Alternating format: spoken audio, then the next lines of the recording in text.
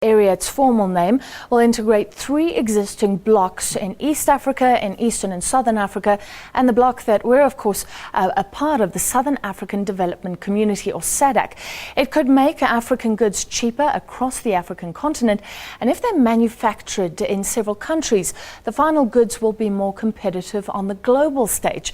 A timeline to bring down trade barriers still needs to be worked out, and the deal needs to be ratified in national parliaments over the next 2 years. Well, let's find out more. We're now joined by the Executive Director of the Trade Law Centre, Trudi Hartzenberg. Trudi, coming to us live from Cape Town. Thank you for joining us. Is this brilliant news? We know the benefits of economic integration. What does this mean for Africa?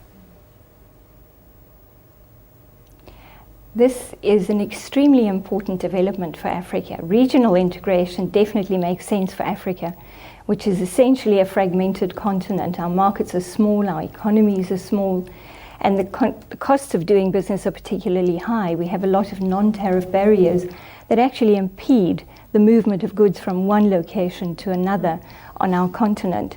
So a free trade area would make a lot of sense, very definitely. And of course, as the Minister has indicated on Monday, the very large free trade area, the continental free trade area, is going to be launched. Those negotiations will culminate in a continent-wide integration initiative.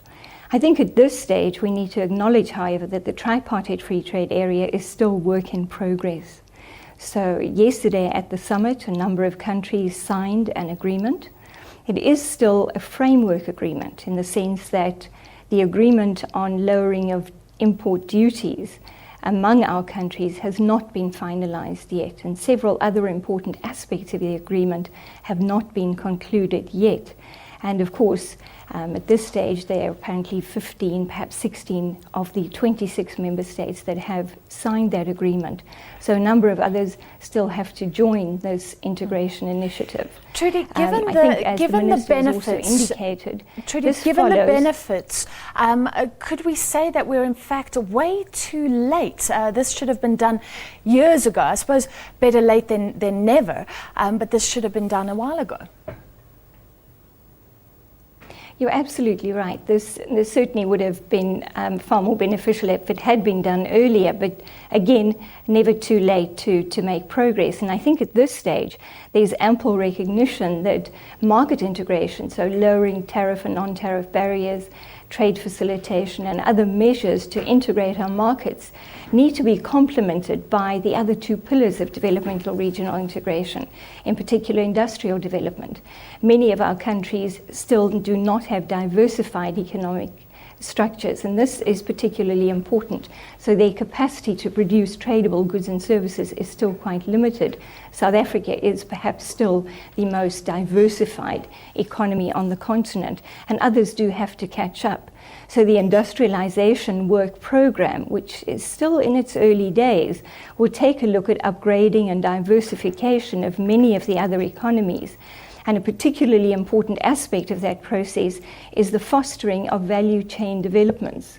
In other words, linkages across borders that take into account the competitive advantages of the different countries that are party to this agreement. Well, Trudi, what you're saying is important, that South Africa integration. Trudi, I'm going to stop you. What you're saying is important, that South Africa is the most industrialized country on the continent. So this is good for us because we can benefit from trade.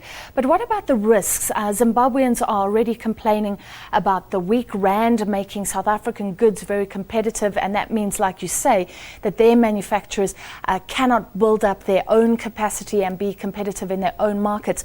What about all those small manufacturers and things like that?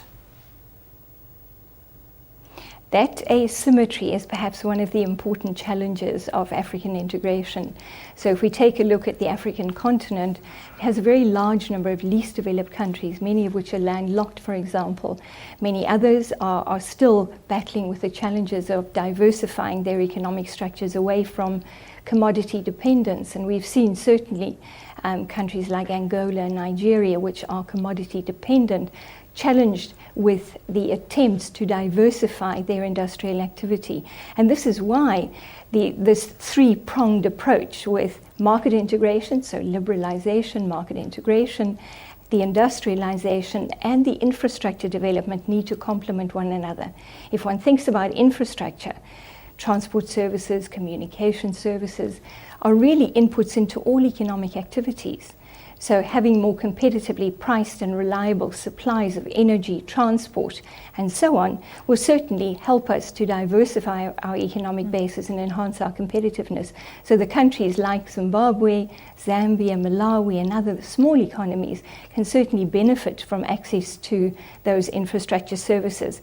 But it also requires that we take a look at the regulatory frameworks associated with our infrastructure.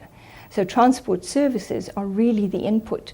The roads are the infrastructure, but at the end of the day, it's the transport services that contribute to enhancing efficiency and competitiveness. So these three pillars have to be integrated into a coherent strategy for integration in Africa.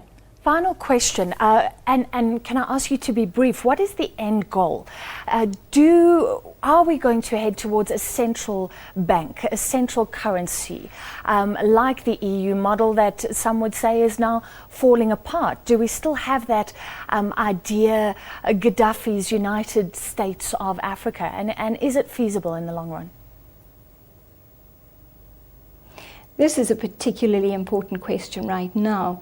Some analysts have certainly said that we are following the EU model, and to a large extent we have.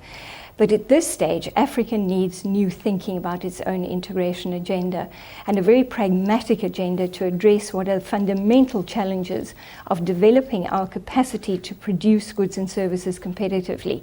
So the grand schemes of the past, where we aim to establish not only an economic union, monetary union, and eventually political union, may, in terms of foreseeable timeframes, certainly not be possible. But there's a great deal we can do in terms of adopting a pragmatic trade facilitation agenda, infrastructure development agenda, regulatory reform and harmonization agenda to boost our capacity to be more competitive, more efficient in the production of goods and services.